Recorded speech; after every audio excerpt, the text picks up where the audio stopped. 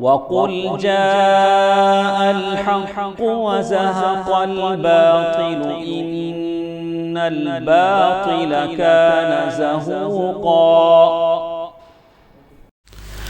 إن الحمد لله نحمده ونستعينه ونستغفره ونعوذ بالله من شرور أنفسنا ومن سيئات أعمالنا من يهده الله فلا مضل له ومن يضلل فلا هادي له وأشهد أن لا إله إلا الله وأشهد أن محمدًا عبده ورسوله أرسله بالحق بشيرا ونذيرا أما بعد فإن خير الحديث كتاب الله وخير الهدي هدي محمد صلى الله عليه وسلم فإن خير الأمور عوازمها وشر الأمور محدثاتها وكل محدثة بدعة وكل بدعة ضلالة وكل ضلالة في النار فأعوذ بالله من الشيطان الرجيم بسم الله الرحمن الرحيم يا أيها الناس اتقوا ربكم إن زلزلة الساعة شيء عظيم وقال الله تبارك وتعالى في موضع آخر واتقوا فتنة لا تصيبن الذين ظلموا منكم خاصة واعلموا أن الله شديد العقاب. محترم حضرات، میرے اسلامی بھائیوں اور بہنوں، جمعے کا یہ مبارک وقت ہے جس میں پہلے گھڑی میں آنے والوں کے لیے مختلف بشارتیں اللہ کے نبی کی زبانی سنائی گئی ہیں. آپ پہلے آ جائیں گے جمعے کے دن تو اونٹ ذبح کرنے کا ثواب ملے گا. پھر درجہ بدرجہ مختلف ثواب بتائے گئے، یہاں تک کہ انڈا، مرغی، یا ساری چیزیں بتائی گئیں. تو اب آپ کی مرضی ہے، آپ کو اللہ کے نبی صلی اللہ علیہ وسلم کے زبانی کون سا انعام لینا ہے. آپ اور ہم محبت رسول کے دعوے دار ہیں تو کس پر ہمیں یقین ہے، یہ آپ کی مرضی اور آپ کے خواہش اور آپ کے جستجو پر بیس کرتا ہے. بہرکیف ہم سب اللہ تعالیٰ کا شکر بجا لاتے ہیں کہ اللہ تعالیٰ نے پہلے وقت میں ہم سب کو مسجد میں جمع فرمایا. خطیب کے بیٹھنے سے پہلے، خطیب کے خطبہ شروع کرنے سے پہلے جتنے لوگ آ جاتے ہیں سب کے سب انشاءاللہ وہ ثواب کے حقدار ہیں. اللہ تبارک و تعالیٰ نے قرآن مجید میں ساری باتیں ہماری ہدایت کے لیے فرما دی ہیں. کوئی چیز اللہ تعالیٰ نے جو چیز ہمارے لیے فائدہ بخش ہو سکتی ہے، اللہ تعالیٰ نے اسے ہم سے نہیں چھپایا، نہیں چھوڑا کہ ہم اسے مکمل کریں. اور درود و سلام ہو میرے اور آپ کے پیارے نبی محمد مصطفیٰ صلی اللہ علیہ وسلم پر. دوستو عزیزو، احادیث میں ایک حدیث مشہور ہے، حدیث جبریل. حدیث جبریل علیہ السلام، صحابہ اکرام کہتے ہیں، بہت سارے صحابہ اکرام فرماتے ہیں، خاص کر عمر بن خطاب رضی اللہ عنہ کہتے ہیں کہ ہم اللہ کے نبی صلی اللہ علیہ وسلم کے ساتھ بیٹھے ہوئے تھے. اچانک ایک آدمی آئے، اور وہ آدمی ایسے تھے کہ جن کو ہم پہچانتے نہیں تھے، اور وہ آدمی ہم کو مسافر بھی نہیں لگتے تھے. مسافر ایسے نہیں لگتے تھے کہ ان کے کپڑے بالکل سفید تھے، کپڑے میلے بھی نہیں تھے. وہ زمانہ چل کر جانے کا زمانہ ہوتا تھا، کوئی وندے بھارت ٹرین تو نہیں ہوتی تھی، فلائٹ تو نہیں ہوتی تھی، کار تو نہیں ہوتی تھی کہ کپڑے میلے نہ ہو آپ سیکنڈوں میں پہنچ جائیں. ایسا تو نہیں ہوتا تھا. اونٹ کا سفر تھا، چل کے جانے کا سفر تھا. لیکن آنے والے کے جسم پر کوئی اثرات نہیں تھے کہ لگے کہ یہ کوئی مسافر ہے. ہم کو بڑا اچنبھا ہوا، ہم نے بڑا تعجب کیا، ارے یہ آدمی لوکل بھی نہیں لگتا ہے اور اجنبی بھی ہے، مسافر بھی نہیں لگتا ہے کہ کپڑے میلے بھی نہیں ہیں. تعجب ہے. اب وہ سیدھے آئے، اللہ کے نبی صلی اللہ علیہ وسلم کے گڑگوں سے گڑگے لگا کے بیٹھ گئے. اب ہم لوگ اس کو بڑا عجیب سمجھتے تھے. صحابہ میں سے تو وہ تھے عمرو بن عاص رضی اللہ عنہ، کہتے تھے کہ میں نے نبی صلی اللہ علیہ وسلم کو کبھی آنکھ بھر کر دیکھ نہیں پاتا تھا. یعنی میرے اندر اتنی ہمت نہیں تھی کہ آنکھ سے آنکھ ملا کر اللہ کے نبی کو دیکھوں. لیکن یہ آنے والے آدمی گڑگے سے گڑگا لگا کے بیٹھ گئے اور اپنی ہتھیلیاں اللہ کے نبی صلی اللہ علیہ وسلم کے ران پر رکھ دیا. اپنی ہتھیلیاں اللہ کے نبی صلی اللہ علیہ وسلم کے ران پر رکھ دیا اور کہنے لگے یا محمد صلی اللہ علیہ وسلم، کہنے لگے یا محمد. حالانکہ یا محمد کوئی بلاتا نہیں تھا. جو مدینے والے تھے وہ تو یا رسول اللہ کہتے تھے، یا رسول اللہ، یا نبی اللہ کہتے تھے، لیکن یا محمد کوئی نہیں کہتا تھا. یا محمد کون کہتا تھا؟ جو باہر سے، گاؤں سے، بستی سے جو لوگ آتے تھے، جن کو تھوڑا اتنی سے ان کی یہ نہیں ہوتی تھی، وہ لوگ کہتے تھے. اللہ کے نبی صلی اللہ علیہ وسلم بھی اسے، اور قرآن مجید کی آیتیں بھی نازل ہوئیں کہ اللہ کے نبی صلی اللہ علیہ وسلم کو ایسے مت بلاؤ جیسے تم آپس میں ایک دوسرے کو بلاتے ہو. اب آنے والے انہوں نے کیوں ایسا بلایا؟ وہ اپنی شناخت کو ظاہر کرنا نہیں چاہتے تھے. وہ چاہتے تھے کہ صحابہ جو آس پاس بیٹھے وہ سوچ لیں کہ کئی گاؤں سے آیا ہوا ہے، کوئی گاؤں کا آدمی. اب وہ سوال کرنے لگے، اخبرنی عن الاسلام، اخبرنی عن الایمان، ساری چیزیں پوچھنے لگے. اسلام کیا ہے، ایمان کیا ہے. اللہ کے نبی صلی اللہ علیہ وسلم ساری باتیں جواب دینے لگے. وہ ایک الگ بات ہے، انشاءاللہ پھر کبھی ہم اس کے بارے میں سنیں گے، ہمارے اس موضوع سے وہ متعلق نہیں ہے. تو ساری سوالوں کا جواب اللہ کے نبی صلی اللہ علیہ وسلم نے دیا. اور پھر انہوں نے یہ سوال بھی کیا کہ آپ مجھے بتائیں کہ قیامت کب آئے گی. اب یہ سوال آپ سے ہو تو آپ کیا بتا سکیں گے کہ قیامت کب آئے گی؟ کوئی آپ کے پاس کمپیوٹر والے ہیں، کمپیوٹر میں دیکھ کے بتائیں. جیسے چاند کب آئے گی تو کمپیوٹر میں جا کے ڈھونڈتے ہیں. نہیں، ہمارے چند نوجوان ہیں جو کمپیوٹر میں جا کے ڈھونڈ کے بولتے نہیں ابھی پیدا نہیں ہوا چاند، وہ پیدا ہوتا کہتے ہیں، وہ انہوں ڈھونڈ کے بتاتے ہیں. اللہ کے نبی نے سیدھا سادہ بولا، بھائی سر اٹھاؤ، اللہ کا آسمان ہے، چاند دکھے تو روزہ رکھو، چاند دکھے تو عید مناؤ، یا قریب سے اطلاع آتی ہے آپ کی اس میں تو تب وہ اطلاع لے لو. آپ کمپیوٹر میں ڈھونڈ کے کہ چاند جنریٹ ہوا کہ نہیں ہوا اس کی ضرورت نہیں، یا فلائٹ میں بیٹھ کے کھڑکی سے جھانکنے کی ضرورت نہیں.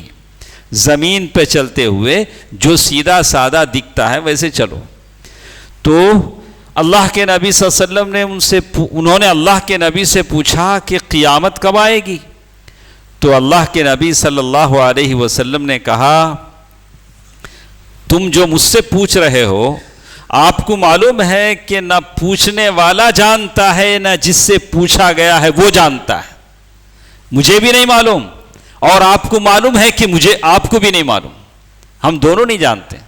قرآن نے اسی لیے کہا یسألونک عن الساعہ، وہ لوگ تم سے قیامت کے بارے میں پوچھتے ہیں. مکے کے لوگ اللہ کے نبی صلی اللہ علیہ وسلم سے قیامت کے بارے میں پوچھتے تھے، کأنک حفی عنہا، ایسے لگتا ہے کہ آپ نے قیامت کا نالج بالکل چھپا کے رکھ لیا ہے. قل انما علمها عند اللہ، آپ فرما دیجئے کہ قیامت کا علم تو اللہ تعالیٰ کے پاس. قل انما علمها عند اللہ وما یدریک لعل الساعة تکون قریبا، آپ کو کیا معلوم ہے کہ قیامت بہت قریب بھی ہو سکتی ہے، بہت قریب ہے. اللہ تعالیٰ نے کئی اور آیتوں میں کہا انما علمها عند اللہ، بہت ساری آیتوں میں کہا کہ کب آئے گی کسی کو نہیں پتا. 5 چیزیں ہیں غیب کی چابیاں جو اللہ تعالیٰ کے پاس ہیں، اس میں سے قیامت کا علم بھی ہے جو اللہ تعالیٰ کے پاس ہے. اب آنے والے نے پوچھا تو جواب یہ ملا. اب دنیا میں بہت سارے بابا ہیں، فقیر ہیں، جوتشی ہیں جو لوگوں کو بتاتے ہیں کہ قیامت 2026 میں آ جائے گی. کبھی لوگوں نے کہا 2022، لوگوں نے پراپرٹیاں بیچ لی، مزے کر لیے، بولا کہ زندہ رہ کے کیا کرنا ہے، چلو قیامت آ جائے گی، دنیا برباد ہو جائے گی، ہم بیچ لیتے ہیں. ایسا بھی بیچا لوگوں نے. لیکن ایک مسلمان اس پر یقین رکھتا ہے کہ قیامت کا علم اللہ تعالیٰ کو ہے. ہاں، اتنا اللہ کے نبی صلی اللہ علیہ وسلم نے بتا دیا کہ جمعے کے دن قیامت آئے گی. یہ تو ہے، حدیثوں میں ہے کہ جمعہ وہ دن ہے جس دن آدم علیہ السلام جنت میں پیدا کیے گئے، جنت سے نکالے گئے اور یہ دنیا میں بھیجے گئے، اور جمعے کا دن بڑا مبارک دن ہے. کس وقت آئے گی وہ بھی حدیثوں میں بتا دیا گیا کہ جمعے کے دن جب سورج مشرق کے بجائے مغرب سے طلوع ہوگا تو سمجھ لیا جائے گا کہ قیامت آ چکی ہے، لیکن جب مشرق سے طلوع ہو جائے گا تو لوگ سمجھ لیں گے، جانور سمجھ لیں گے، چرند اور پرند سمجھ لیں گے کہ چلو آج قیامت نہیں۔ تو معلوم یہ ہوا کہ قیامت صبح کے وقت آئے گی، سورج طلوع ہونے کے وقت آئے گی، یہ تو سارے لوگوں کو معلوم ہے، حدیث کی روشنی میں آدمی جان سکتا ہے۔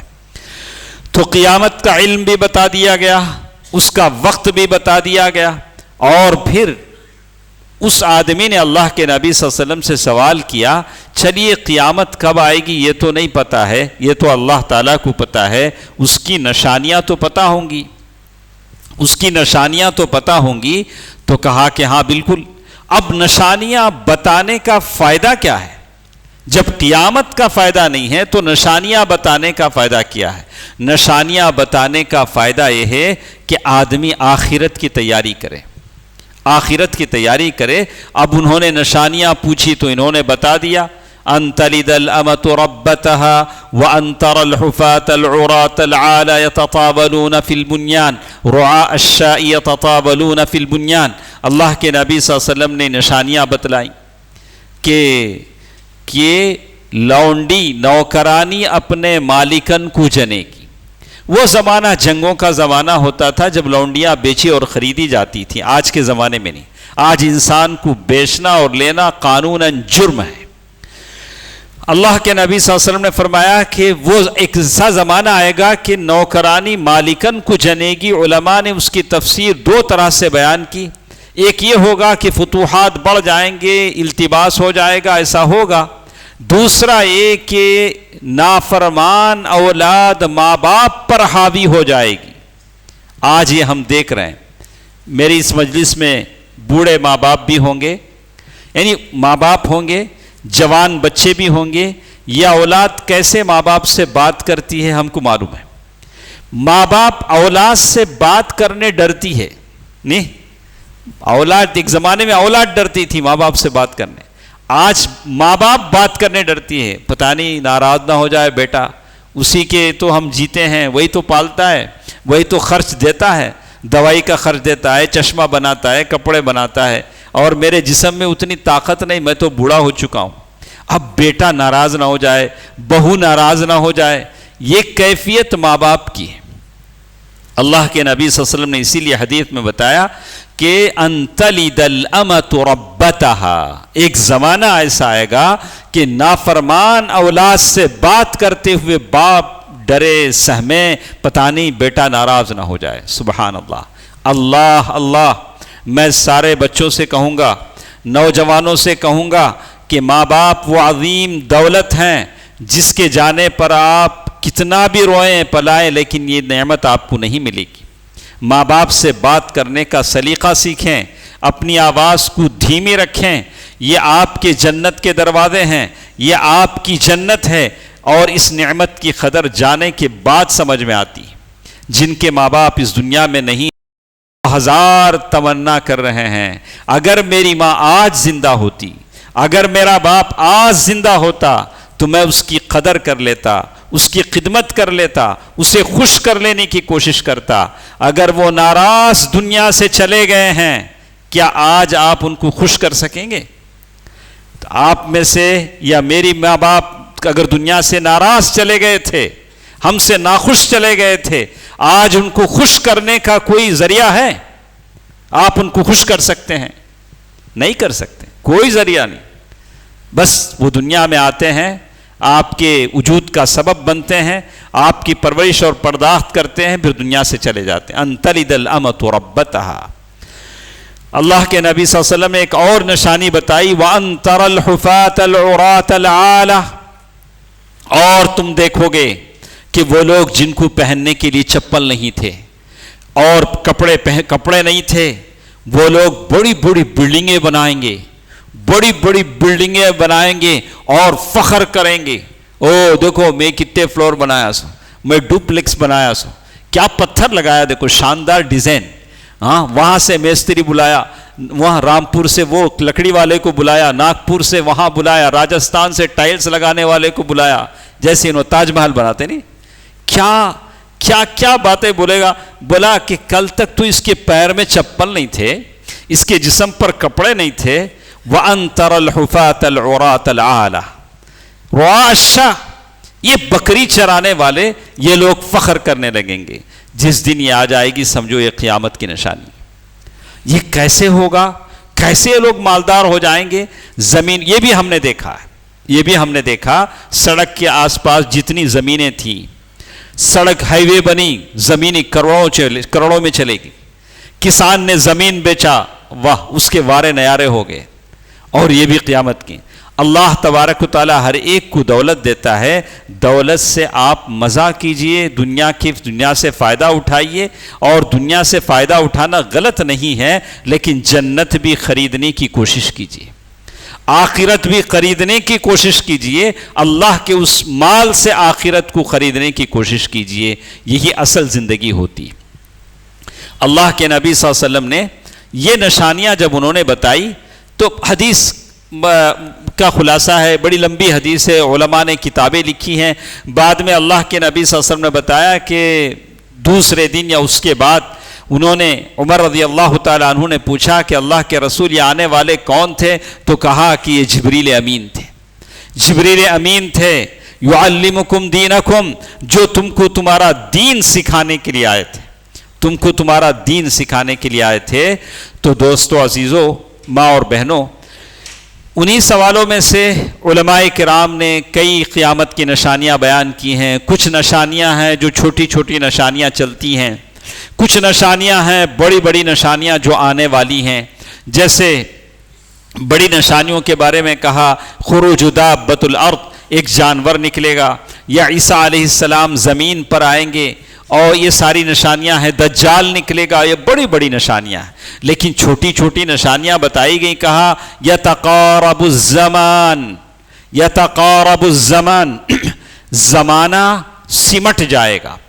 ابھی آج جمعہ ہے، جلدی جلدی پھر جمعہ آ جائے گا. آپ سوچیں گے ارے ابھی تو جمعہ گیا ہے، پھر جمعہ آ گیا. اور زمانہ کیسے سمٹے گا وہ آپ انسٹاگرام سے دیکھ سکتے ہیں. نہیں، آپ ابھی انسٹاگرام کھول کے بیٹھے ہیں، ایک دو میسج دیکھ کے اٹھ جاؤں گا. بعد میں چلا 2 گھنٹے بیٹھ گئے تھے ہم، دیکھتے دیکھتے دیکھتے 2 گھنٹے گزر گئے. انسٹاگرام نے آپ کا وقت کیسے سمیٹ لیا، فیس بک نے کیسے سمیٹ لیا. اللہ اللہ، میں مسلم نوجوانوں سے کہتا ہوں اپنے وقت کی قدر کریں، اپنے وقت کی قدر کریں. یہ آپ کے ٹائم کے چور ہیں. یہ دنیا کی برباد قومیں آپ کا وقت برباد کرنے کے لیے ایجاد کی ہوئی چیزیں ہیں. آپ اس سے فائدہ اٹھا سکتے ہیں. کہیں جا رہے ہیں گوگل میپ دیکھ لیجئے، کوئی بات نہیں. اپنا بزنس آپ ترقی دینا چاہتے ہیں، اس سے فائدہ اٹھائی، کوئی بات نہیں. لیکن گھنٹوں گھنٹوں بیٹھ کر اس پر اپنا وقت صرف نہیں کیجیے. اپنے بزنس کو ترقی دیجیے، اس سے فائدہ اٹھائیے، اپنے نالج کو اضافہ کیجیے، کوئی بات نہیں. اپنے نالج کو بڑھائیے. لیکن خواہ بیٹھے ہیں، شارٹ کے پیچھے شارٹ دیکھ رہے ہیں، کیا فائدہ ہوا؟ اس کو ہٹ ملا، اور ہٹ شارٹس بنانے والوں کو آپ نے دیکھا، اسے فائدہ ہوا، اسے پیسے ملے، آپ کا وقت برباد ہوا. میں مسلم نوجوانوں سے کہوں گا اللہ اللہ، ہماری امت اب اس قابل نہیں ہے. ہماری امت چاہتی ہے کہ ہمارے نوجوان ہونہار بنیں، قابل بنیں. انہی شارٹس میں آپ یہ دیکھتے ہیں کہ کیسے کیسے بچے نوجوان کہاں سے کہاں پہنچ رہے ہیں. ٹیکسی چلانے والا IPS بن جاتا ہے. نہیں، ٹیکسی چلانے والا، وہ گول گپے بیچنے والا وہ IPS بن جاتا ہے. لیکن ہم یہ بس کہیں کے وہی رہ جاتے ہیں. ہم دیکھتے رہے تم پہنچ گئے. میں مسلم نوجوانوں سے کہوں گا کہ نہیں، آپ ایک بزنس مین بنیے، اپنی کمپنی کھولیے، اپنا روزگار بنائیے، آپ ترقی کیجئے. لیکن ایسے وقت ہرگز برباد نہ کیجئے. یہ قیامت کی نشانی ہیں. یتقارب الزمان، اللہ کے نبی صلی اللہ علیہ وسلم فرمایا کہ زمانہ سمٹے گا، بازار سمٹ جائیں گے، جگہ جگہ بازار لگنے لگیں گے، ہر گلی بازار بن جائے گی. یہ قیامت کی نشانی ہے. اور اسی طرح اللہ کے نبی صلی اللہ علیہ وسلم نے ان نشانیوں میں سے جو اہم نشانیاں بتلائیں، اس میں سے کہا کہ ایک زمانہ ایسا آئے گا، استفاضۃ المال، لوگوں کا مال بڑھ جائے گا، لوگوں کے پاس بہت پیسہ آ جائے گا. آپ بولتے ہیں کہ مسلم قوم غریب ہے. ہاں، آپ کو لگتا ہے کہ ہم غریب ہیں؟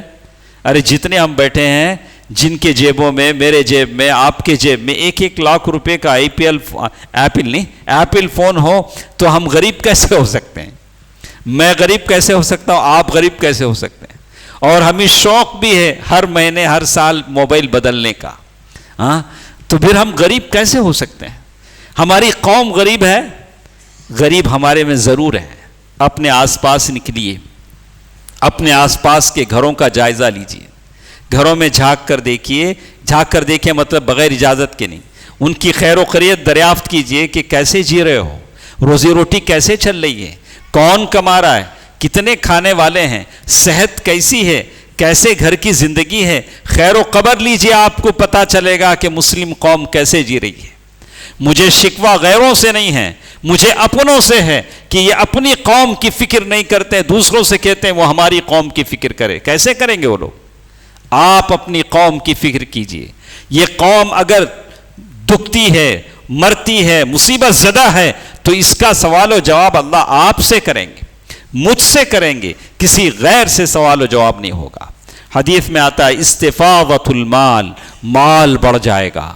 یہ کب ہوا؟ حضرت عمر بن عبدالعزیز کے زمانے میں ہوا رحمہ اللہ، یا بعد کے زمانے میں ہوگا کہ آدمی صدقہ لے کر نکلے گا، سونا اپنی مٹھی میں سونا لے کر نکلے گا، لیکن کوئی لینے والا باقی نہیں رہے گا، بولا کہ نہیں مجھے نہیں چاہیے۔ لیکن اب تو ایسا نہیں ہے، نہیں، اب تو لینے والے بہت ہیں، دینے والے کم ہیں۔ لیکن ایک زمانہ آئے گا، آپ نے اللہ کے نبی صلی اللہ علیہ وسلم کی ایک مشہور حدیث سنی ہوگی عدی بن حاتم رضی اللہ تعالیٰ عنہ کی، نہیں، عدی بن حاتم کے بیٹے، حاتم بڑے سخی تھے، بڑی سخاوت کرنے والے تھے، تو وہ ہمارے پاس بھی اردو میں بہت ساری باتیں ہیں جو بالکل عقیدے کے خلاف ہیں۔ کوئی زیادہ لوگوں کو کھلایا پلایا تو کیا بولتے ہیں معلوم؟ انہیں بڑا حاتم آ گیا سو، انہیں حاتم کے قبر پر لات مارا سو، ایسا بھی بولتے ہیں۔ حالانکہ قبر پر بیٹھنا غلط ہے، ہاں یہ تو نہیں ہے، لیکن اردو میں بنانے والے نے کسی بنایا جو غلط ہے، بالکل غلط ہے۔ بولا کہ عدی بن حاتم رضی اللہ عنہ اللہ کے نبی صلی اللہ علیہ وسلم کے پاس آئے، کرسچن تھے، اور بہت سارے لوگوں نے کہا کہ آپ مسلمان ہو جائیں۔ انہوں نے کہا نہیں، پہلے سے میں ایک دین کو ماننے والا ہوں، ایک دین کی اس پر چل رہا ہوں۔ کہا کہ اس دین کے بارے میں ہم اچھی طرح جانتے ہیں۔ پھر اللہ کے نبی صلی اللہ علیہ وسلم نے ان کو سمجھایا۔ بات کر رہے تھے کہ ایک صاحب آئے، بولے اللہ کے رسول، وہاں راستے میں کسی کو لوٹ لیا گیا، کسی کا مال لوٹ لیا گیا، کہیں قتل و غارت گری ہو رہی ہے۔ اللہ کے نبی صلی اللہ علیہ وسلم سنتے رہے۔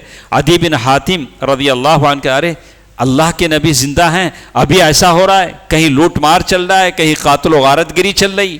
اللہ کے نبی صلی اللہ علیہ وسلم سنتے رہے، پھر کہا اے عدی، اگر تم زندہ رہے، تمہاری عمر لمبی رہی، علماء نے کہا کہ 120 سال تک وہ زندہ رہے، تو تم دیکھو گے کہ تم نے ہیرا کے بارے میں سنا ہے۔ ہیرا ایک بستی کا نام ہے شام کی طرف۔ انہوں نے کہا کہ میں نے دیکھا تو نہیں ہے لیکن سنا ہے۔ بولا کہ وہاں سے اکیلی عورت آئے گی، کعبۃ اللہ کا طواف کرے گی، اسے کسی کا ڈر نہیں ہوگا۔ تو اللہ کے نبی مجھے بول رہے تھے، لیکن میں دل ہی دل میں سوچ رہا تھا فَأَيْنَ دُعَارُ طَيْ، ارے قبیلے طے کے ڈاکو تو اسے لوٹ لیں گے، لیکن میں زبان سے بولتا نہیں تھا، لیکن دل میں سوچ رہا تھا۔ اب یہ سن کر اگر کوئی ہماری مجلس میں کہنے لگے ہاں دیکھو حدیث سے ملتا ہے اکیلی عورت حج کو جا سکتی نہیں، حدیث میں نا ہے کہ اللہ کے نبی نے فرمایا کہ اکیلی عورت ہیرا سے نکلے گی، طواف کرے گی اور اسے کسی طرح کا ڈر نہیں ہوگا۔ اکیلی عورت عمرے کو جا سکتی، دیکھو حدیث میں بولے حضرت، اسی لیے ہمارے لوگ آدھا سنتے آدھا بولتے، اسی لیے میں پہلے ہی کلیئر کر رہا ہوں۔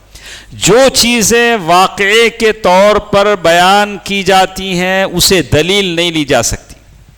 اللہ کے نبی صلی اللہ علیہ وسلم نے جو بھی چیز مثال کے طور پر بتائی ہے اسے آپ دلیل کے طور پر کسی کام کے لیے پیش نہیں کر سکتے، یہ اصول ہے۔ اس کے بعد اللہ کے نبی صلی اللہ علیہ وسلم نے عدی بن حاتم رضی اللہ تعالی عنہ سے کہا لَتَفْتَحَنَّ كُنُوزُ كِسْرَى، ایک زمانہ ایسا آئے گا اگر تمہاری عمر لمبی ہو جائے تم دیکھو گے کہ کسرا کے خزانے ہم لوگ فتح کریں گے۔ کسرا کے خزانے ہم لوگ فتح کریں گے. وہ زمانے میں سوچ بھی نہیں سکتے تھے.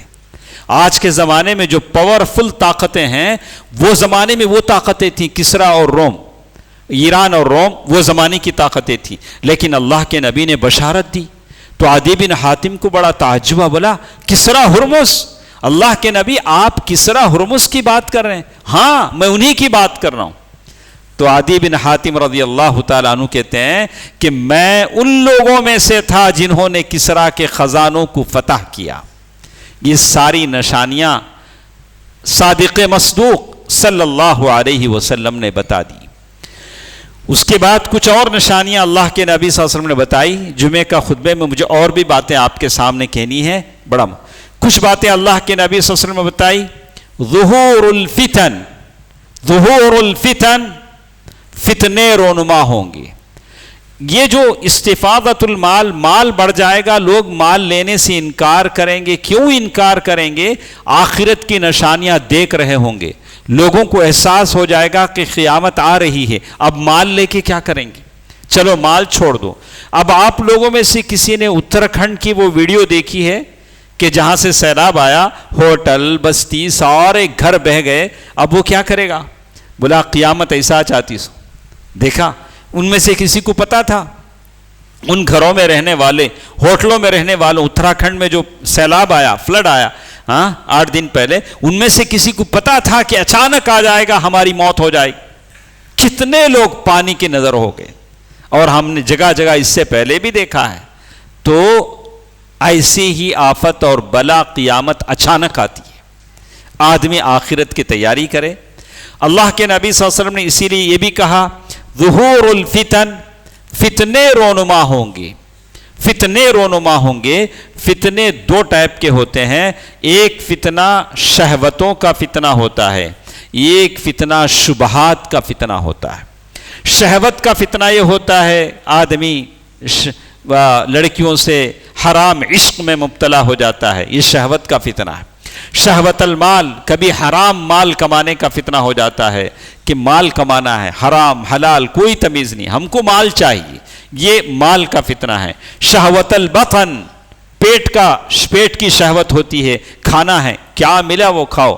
ارے یہ حلال ہے کہ حرام ہے کہ وہ حلال بناتا ہے، اس سے ہم کو مطلب نہیں، زبان کا چٹخارا چاہیے، وہ شہوت البطن. شہوت الفرج، آدمی شرمگاہ کی شہوت، حلال یا حرام جو بھی ہے. بولا کہ یہ فتنے ہیں جو انسان آزمایا جاتا ہے. کہا کہ اسی طرح شبہات کا فتنہ ہے. شبہات کا فتنہ آج میں میرے نوجوانوں سے کہوں گا کہ نوجوان اس کا بہت زیادہ شکار ہے. یہ چاہتے ہیں کہ دین کو سمجھیں لیکن پریشان ہیں کہاں سے سمجھیں. ہمارے اسلاف نے اس کا حل بتایا ہے. آپ کو معلوم ہے کہ ایک زمانے میں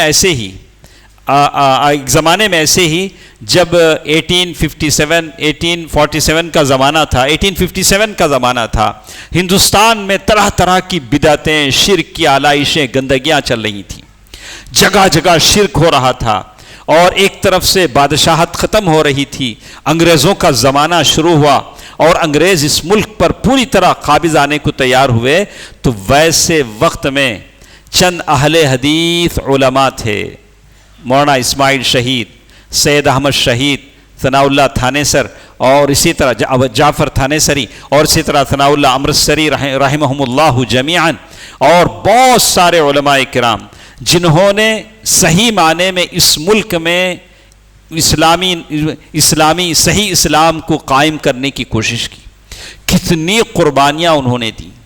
صادق پور پٹنہ بہار، اسی لیے کہا کہ جتنی قربانیاں بہار کے اس چھوٹے گاؤں صادق پور نے دی، اگر اسے ایک ترازو میں رکھا جائے اور سارے ملک ہندوستان کے مسلمانوں کی قربانیوں کو رکھا جائے تو اس ایک گاؤں کی بستی کی قربانیاں زیادہ ہوں گی. وہاں کے اہل حدیث لوگوں نے اتنی قربانیاں دی اس ملک میں صحیح اسلام کو رائج کرنے کے لیے. مسلک اہل حدیث کے جو علماء ہیں، یہ علماء یہ کیا سکھاتے ہیں لوگوں کو؟ بس اتنی بات سکھاتے ہیں کہ دین قرآن سے اور صحیح حدیث سے لیا جاتا ہے. یہی 2 چیزیں ہمارے پاس ہیں، اس کے علاوہ ہمارے پاس کوئی چیز نہیں. حدیث صحیح ہے, قرآن کی آیت اس کے سپورٹ میں ہے, دین ہم لینے کو تیار ہیں. قصوں سے, کہانیوں سے, بزرگوں نے کہا, ہم ایسے دین کو نہیں جانتے ہیں. نہ گوگل سے ہم دین, دونوں چیزیں ہمارے پاس. یہ پہلا اصول ہمارا ہے کہ دین دو ہی سورسز سے لیا جاتا ہے, ایک اللہ کی کتاب سے, دوسرا زبان رسالت صلی اللہ علیہ وسلم سے جو صحیح احادیث پر مشتمل ہو. اب یہ بھی نہیں کہ جو فیبریکیٹڈ احادیث ہیں, موضوع حدیثیں ہیں, بولے یہ بھی حدیث اچنا. کیا حدیث؟ لال دسترخوان پہ بیٹھ کو کھائے تو ثواب ملتا, گلاب پھول سونگے تو جنت میں چل جاتے.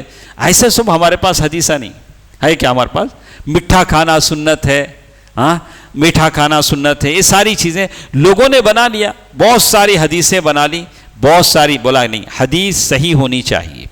اور علماء پیدا ہوئے جنہوں نے حدیث پر علم حدیث رکھا, نقد رجال علم کا حدیث کا علم انہوں نے. شیخ البانی رحمہ اللہ بڑی محنت سے, اللہ ان کی قبر کو نور سے بھر دے, احادیث کی جانچ پڑتال کی, بتایا کہ یہ حدیث صحیح ہے, یہ حدیث حسن ہے, یہ حدیث ضعیف ہے, اور بہت ساری کتابیں لکھی گئی.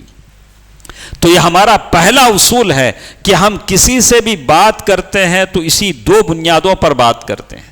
آپ جو بھی کام کر رہے ہو, یا تو اسے قرآن کی سند سے ثابت کرو یا تو حدیث سے ثابت کرو.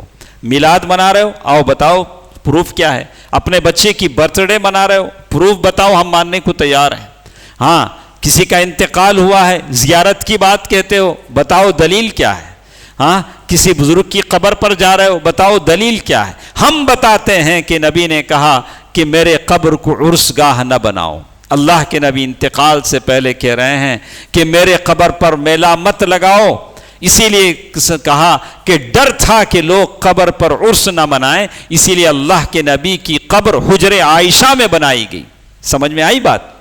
کیوں اللہ کے نبی کی قبر حضرت عائشہ کے کمرے میں بنائی گئی؟ اسی ڈر کی وجہ سے بنائی گئی. اگر وہ باہر ہوتی لَأُبْرِزَ قَبْرُهُ, لوگ آپ کی قبر پر عرس منانے لگتے, طواف کرنے لگتے, جیسے آج آپ درگاہوں میں دیکھ رہے ہیں. مسلک اہل حدیث کا یہی رہا کہ ہم دو ہی چیزوں کو مانتے ہیں. اس کے بعد ہم بدعات اور شرک کے بہت مخالف ہیں. اسے کبھی ہم برداشت نہیں کریں گے. اس لیے نہیں برداشت کریں گے کہ میرے نبی نے کہا, اور کہا اللہ نے اپنی کتاب میں کہا ان الشرک لظلم عظیم, شرک بہت بڑا گناہ ہے. ان اللہ لا یغفر ان یشرک بہ ویغفر ما دون ذلک لمن یشاء. اللہ ہر چیز کو معاف کر سکتا ہے لیکن شرک کو ہرگز معاف نہیں کرے گا. اس کے ہم مخالف ہیں. اور ہم بلند اخلاق, اچھے اخلاق سے, موعظہ حسنہ سے لوگوں کو سمجھاتے ہیں. لڑائی جھگڑے سے ہم بہت دور ہیں. ہم سارے ائمہ کی اور سارے اولیاء کی اور جتنے بھی اللہ کے مقرب بندے ہیں سب کی ہم عزت کرتے ہیں. اور ہر ایک کو ہم یہ سمجھتے ہیں کہ ہر ایک سے خطا اور غلطی ہو سکتی ہے سوائے اللہ کے نبی کے. اللہ کے نبی صلی اللہ علیہ وسلم کے علاوہ کوئی معصوم نہیں ہے, کوئی معصوم نہیں ہے. اللہ تعالیٰ نے صرف اللہ کے نبی کی عصمت کی گواہی دی صلی اللہ علیہ وآلہ وسلم. تو دوستو عزیزو, میں سارے لوگوں سے کہوں گا کہ آج پھر ایک بار فتنوں کا زمانہ ہے. جگہ جگہ فتنے پیدا ہو رہے ہیں. لوگ نوجوانوں کو اپنی طرف گھسیٹ رہے ہیں. کوئی جماعت ہے جو کہہ رہی کہ آؤ ہم تمہیں پالیٹکس میں لے جاتے ہیں. آج حکومت قائم کرنا, پالیٹکس کی ضرورت ہے. ارے یہ کہہ کر تم نے کتنے ملک ہمارے برباد کر دیے. سیریا چلا گیا, لیبیا چلا گیا, مصر چلا گیا, کتنے ملک وہاں کے لوگ غربت کی سطح سے نیچے جی رہے ہیں. ایسے انقلابات انہوں نے برپا کیے کہ لوگ اپنی کڈنی بیچ کر جینے پر مجبور ہو گئے, خواتین اپنے بچوں کا پیٹ پالنے کی وجہ سے. تو پہلے ہم لوگوں کے عقیدے پر کام کریں, لوگوں کے اخلاق سنوارنے کی کوشش کریں, اور الحمدللہ ہم آرام سے ہیں, کوئی تکلیف نہیں ہے. اللہ تعالیٰ نے مذہب کی آزادی دی ہے, اپنی مسجدوں میں نماز پڑھتے ہیں, کسی طرح کی کوئی پابندی نہیں. آپ اپنی اللہ کی عبادت میں لگیے, نوجوانوں کے اخلاق سدھارنے کی فکر کیجئے, لوگوں کی اصلاح کی فکر کیجئے. یہی ہمارا پیغام ہے. ہم سب کی قدر کرتے ہیں, قرآن و حدیث کے مطابق جو کہے ہم سب کی قدر کرتے ہیں. اور آخر میں 15 اگست جب آ رہا ہے تو میں اسی کی بنیاد پر یہ بات کہا کہ اہل حدیث علماء کی اس ملک کے سنوارنے میں، اس ملک کے آزاد کرنے میں بہت ساری قربانیاں ہیں۔ انہوں نے جانوں کی قربانیاں دیں، اپنے دولت کی قربانیاں دیں، ہر چیز کی قربانیاں دیں۔ اسی لیے کہتے ہیں کہ وہاں جامع مسجد کے وہاں اس علاقے میں کوئی درخت ایسا نہیں تھا جہاں کسی عالم کی لاش لٹک نہیں رہی ہو۔ انگریزوں نے جو علماء نے حق بات کہی ان کو پھانسی کے تختے پر لٹکا دیا۔ کتنے لوگوں نے شہادت حاصل کیا، اور صرف اس وجہ سے کہ یہ ملک آزاد ہو۔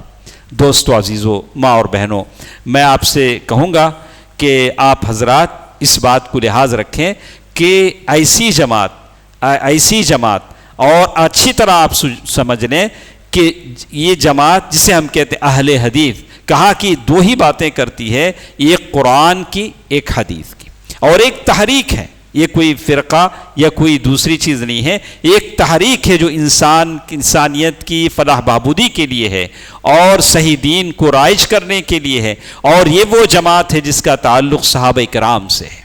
تو اللہ تعالیٰ سے ہم سب دعا کرتے ہیں کہ اللہ تعالیٰ اس جماعت کے ساتھ ہمیں جوڑے رکھے، اللہ تعالیٰ اس جماعت کے ساتھ ہماری وفات دے، اللہ سبحانہ و تعالیٰ اس جماعت کے جو عقائد ہیں، جو صحیح فکر ہے، اسے اپنے اندر رائج کرنے کی ہمیں توفیق دے۔ میں سارے نوجوانوں سے کہوں گا، اللہ تعالیٰ سے دعا کرتے رہیں کہ اللہ ہر طرح کے فتنے سے آپ کو بچائے رکھے، اللہ تعالیٰ ہر طرح کے فتنے سے بچائے رکھے، اے الہ العالمین۔ اور خاص کر میں جتنے بھی لوگ ہمارے ساتھ ہیں سب سے کہوں گا کہ جب مجھے شکایت ملی ہے کہ جب ہم جمعے کے لیے آتے ہیں تو لوگ بیٹھے بیٹھے کوئی ناخن توڑ رہا ہے۔ ہاں، یہ وقت ناخن نکالنے کا نہیں۔ کب نکالنا سو؟ جمعے میں نہانے سے پہلے، آنے سے پہلے آپ ناخن صاف کر لیے، بال صاف کر لیے۔ اب جمعے کے بعد جب جھاڑو دینے کی بات ہے تو ہر طرف سے ناخن، یہ ساری چیزیں ملتی ہیں۔ تو ہم مسلمان ہیں، پاک صاف رہتے ہیں، تو مسجد میں اس طرح کی حرکتیں نہیں ہونی چاہیے، اس کا آپ خاص کر خیال رکھیں۔ ہاں، تو یہ حرکت ہے، جمعے سے پہلے ساری چیزیں، ناخن کاٹنا یہ ایک سنت ہے، آپ جمعے سے پہلے آپ یہ سارے کام کر لیں۔ اللہ تعالی ہم سب کو یہ توفیق دے۔ اور پھر ایک بار میں کہوں گا کہ جمعے کے بعد انشاءاللہ باہر جمعیت اہل حدیث تمل ناڈو اور پانڈیچیری کی طرف سے ایک فارم دیا جائے گا جس کی عمر بھی 18 سال کی ہے، صرف مردوں کے لیے وہ فارم لے سکتے ہیں، جمعیت سے اپنے آپ کو انتساب کرنے کے لیے، اپنا تعلق جوڑنے کے لیے، تاکہ آپ زیادہ سے زیادہ کام کریں اور اپنا تعلق ان اسلاف کے ساتھ جوڑیں جنہوں نے صحیح دین پھیلانے کے لیے دین کی اپنے جان کی قربانیاں دیں، اپنے مال کی قربانیاں دیں۔ وہ جماعت ہے، یہ جمعیت ہے۔ تو آپ تمام حضرات سے گزارش ہے کہ جاتے جاتے وہ فارم حاصل کریں، اور اس نیت کے ساتھ کہ میں اسلام کی خدمت کروں گا، صحیح دین کو رائج کرنے، صحیح دین کے لیے کا میں خادم بنوں گا، اس نیت کے ساتھ لیں، اللہ تعالیٰ ضرور آپ کو ثواب دے گا۔ میں اللہ تعالیٰ سے دعا کرتا ہوں کہ اے اللہ یا الہ العالمین، ہم میں سے جو کمزور ہیں، لاچار ہیں، ان کو طاقتور بنا دے۔ یا اللہ ہم سب کی روزی روٹی میں برکت عنایت فرما۔ یا اللہ ہم میں سے جو بیمار ہیں، یا اللہ انہیں شفاء کلی عطا فرما، شفاء عاجلہ عطا فرما۔ یا اللہ ہم میں سے جو قرض دار ہیں ان کے قرضوں کی ادائیگی کا ذریعہ فرما دے۔ یا اللہ ہم میں ایسے بھی لوگ ہیں جو نقصان اور خسارے کا شکار ہیں، یا اللہ تو زمین و آسمان کے خزانوں کا مالک ہے، یا اللہ ہم سب کو اپنے خزانوں سے عطا فرما۔ آمین۔ صدق اللہ العلی العظیم ونفعنی وإیاکم بالآیات والذکر الحکیم، انہ تعالی جواد ملک کریم والرؤوف الرحیم۔